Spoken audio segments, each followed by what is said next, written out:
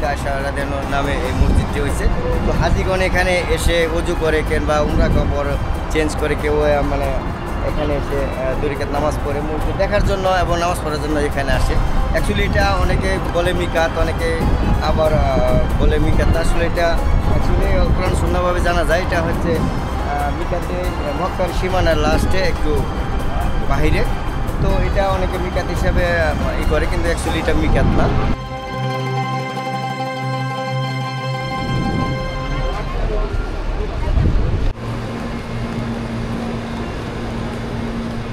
আজ শনিবার, এখন সময় দুপুর 2:15।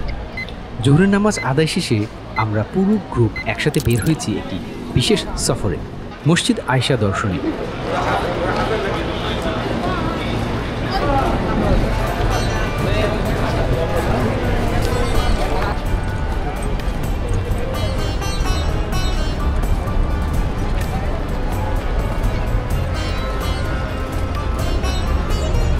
কিরকম লাগে ভাই?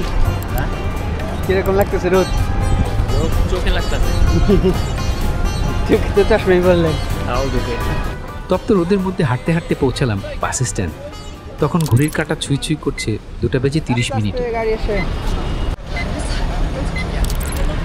তবে আমাদের সকলের মনটা ছিল উচ্ছ্বাসিত, কেননা আমাদের গ্রুপে ছিলেন 29 জন সদস্য।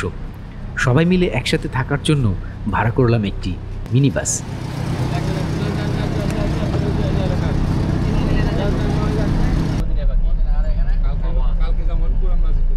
বাসে উঠতেই শুরু হলো আমাদের যাত্রা মসজিদ আয়েশা দেখার জন্য।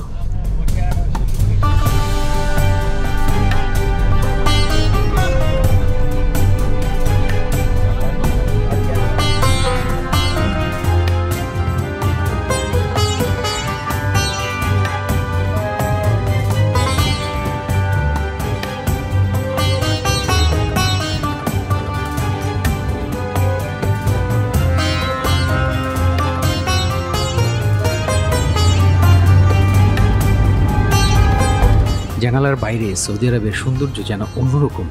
কোথাও আকাশ ছোঁয়া পাহাড়, কোথাও ফাঁকা মরুভূমির বুক চিরে সোজা রাস্তা, আর কখনো দেখা মিলল বিশাল টানেলের, যেগুলো পাহাড় কেটে তৈরি করা হয়েছে। রাস্তা এতটাই সুন্দর আর পরিপাটি যে মনে হচ্ছিল এখানে গাড়ি চালানো এক আনন্দ। তবে এখানে আইন খুব কঠিন, তাই সবাই সতর্কতার সাথেই ড্রাইভ করে। আমাদের চালক ছিলেন একজন পাকিস্তানি। বহু বছর ধরে তিনি সৌদিতে বসবাস করছেন।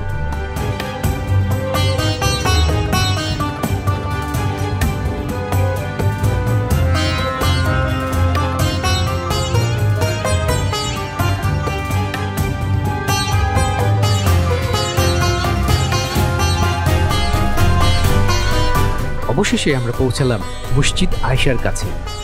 এই মসজিদটি মিকাতের স্থান নামেও পরিচিত, অর্থাৎ এমন স্থান যেখান থেকে হাজিরা এহরাম বেঁধে উমরার নিয়ত করতে পারেন। এই মসজিদের নামকরণ হয়েছে হযরত আয়েশা রাদিয়াল্লাহু তাআলা আনহা এর নামে, কারণ তিনি এখান থেকেই এহরাম বেঁধে উমরা আদায় করেছিলেন।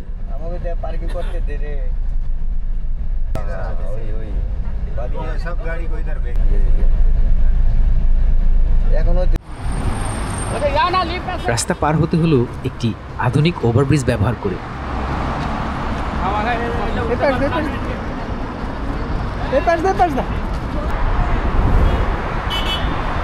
ব্রিজটির নকশা ছিল দৃষ্টিনন্দন, আর লিফটের সুবিধা বয়স্কদের জন্য বিশেষভাবে সহায়ক।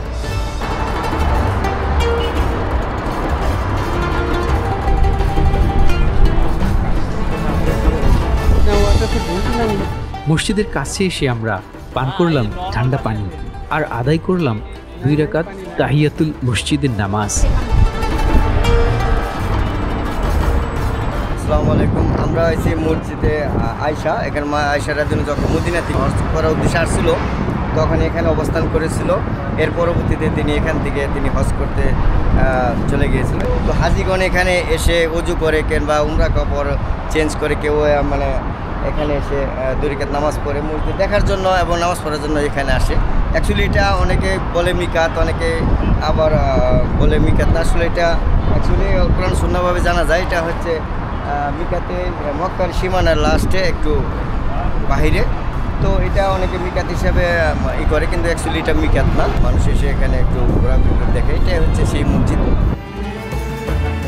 মহিলাদের জন্য এখানে আলাদা নামাজের স্থান রয়েছে। অনেক হাজি এখান থেকেই এহরাম পরে ওমরা শুরু করেন। পবিত্র সেই পরিবেশে কিছুক্ষণ অবস্থান করলাম আমরা। এই সফর এখানেই শেষ নয়, সামনে আমাদের জন্য অপেক্ষা করছে একের পর এক ঐতিহাসিক স্থান। আমাদের পরবর্তী গন্তব্য শাওর পর্বত, আরাফাতের ময়দান, মুজদালিফা, মিনা, জামারাতের কঙ্কর নিক্ষেপের স্থান, হাজিদের কুরবানির জায়গা এবং জাবালে নূর। Ground floor. Doors open. এ যাত্রা কেবল ইতিহাস নয়, এ এক আত্মিক শিক্ষার পথ চলা, যেখানে প্রতিটি পদক্ষেপ মনে করিয়ে দেয় ইসলামের মহামান্বিত অতীতকে।